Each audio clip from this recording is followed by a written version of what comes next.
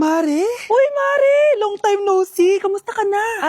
Okay lang naman, Mare. Alam mo ba, Mare? Yung anak ni Brenda, Diyos ko, nabuntis. Ang bata-bata pa nun eh. Chismis agad siya, oh. Di niya muna asikasuhin yung mukha niyang parang tosino. Duh. Trust the process kasi yan, Mare. Huwag mo na i-gaslight sarili mo, Mare. Kaka-rejuve mo yan eh. Tingnan mo na sira ng skin barrier mo, oh. Tapos namamaga pa yung mukha mo. Wala akong choice, Mare. 3 months na nga ang kulay red yung mukha ko. Akala nga nila ako na si Anger ng inside out. Gusto mo ng choice? Eto, bibigyan kita ng choice. Gamitin mo tong Glad to Glow Blueberry Face Wash. For sure, after mo gamitin to, aayos na yung skin barrier mo at mawawala na pagka-inflame ang skin mo. Gamitin mo to day and night para bongga. Salamat dito, Mare, ha? Akala mo nakakalimutan ko na? Nasaan na yung utang mo? Huwag ka munang dumagdag sa problema ko ngayon, Mare, ha?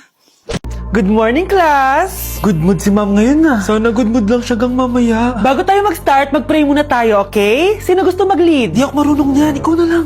Lalo na ako, di nga ako sumisimba eh. Wala. Pag walang pumunta sa harap, lahat kayo ia-absent ko! Bes, ikaw na lang.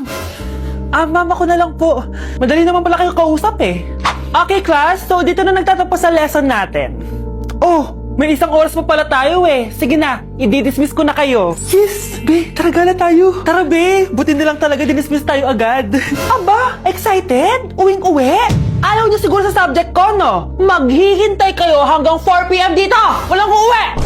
Grabe naman yung mood swing ni ma'am. Nakakainis. I love you too. Okay, class. Dahil good mood ako today, hindi tuloy ang quiz at lesson natin. Ay, salamat. Magagawa ko na yung assignment ko sa math. Bes, pakopya naman ako niyan. Aba! Sino nagsabi sa inyo na pwede kayo gumawa ng assignment sa ibang subject, ha? Ma'am. Talagang sinisira niyo mood ko, ha? Lahat kayo bagsak sa quiz! Excuse me, Ma'am Reyes? Bakit mo tinatakot ang mga anak ko? Ma'am, Hindi sila matututo kung hindi ko sila tatakutin. hindi mo kailangan takutin ng mga bata. Kausapin mo sila na maayos. Tama. Tayo ang pangalawa nilang magulang. Dapat maging safe sila sa atin. Gusto mo bang maalala ka nila sa mga pananakot mo? Facts, ma'am. Umayos ka na ha, kung ayaw mong isumbong kita sa principal. Deserve. Malapit na mamatay ang nanay nyo. Mamamatay na ako, Dok. Hindi pwede mamatay nanay namin. Mga anak, bago ako mamatay, ibibigay ko na yung mga pamana nyo. Pamana? Ano kayang ipapamana sa akin? Bahay? Kotse? Pera? Kyle, sa'yo ko ipapamana tong bahay. Sa akin na tong bahay, Nay. Ikaw, sa'yo na tong kotse. Nay, sa akin na yung kotse. Ikaw naman, Brianna, sa'yo na lahat ng pera ko. Password niyan ay 6969. Sa akin na lahat ng pera? Hindi namin to kailangan. Ikaw kailangan namin, Nay. Nay, anong ipapamana mo sa akin? Ikaw? Sa'yo na lang yung boyfriend ko. May boyfriend na ako. Pero sige, the more the merrier.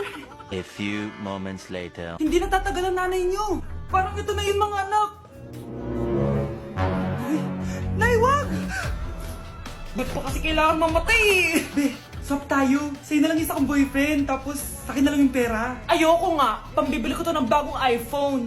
Damot mo! Akin na! Kuya, akin na lang yung kotse. Sa'yo na lang tong bahay. Akin yung kotse.